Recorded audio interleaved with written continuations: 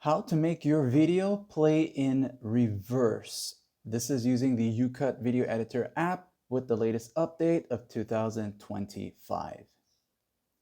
For demonstration purposes, let's just say you have a video in where you do something like this here, and now you want to have it play backwards or in reverse.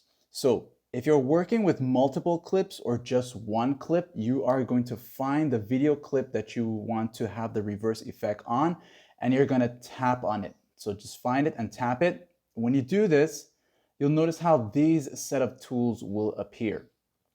When you see all these tools, you want to go over to your right, and you're going to look for reverse, this one right here. Now, once you tap on it, it's going to go into work. It's going to process it for you. Some of you may get an ad to play. And once you're done, you'll now have the reverse effect of that video clip or that entire video if it's a single video clip. So now I'll go ahead now, and if you remember how this video actually played out, you will see that it's going to start from the end to the beginning. And you can use this to do awesome videos. You can see now, instead of him kicking the ball came back to him and started from the beginning.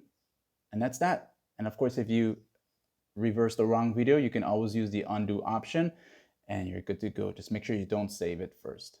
Like and sub.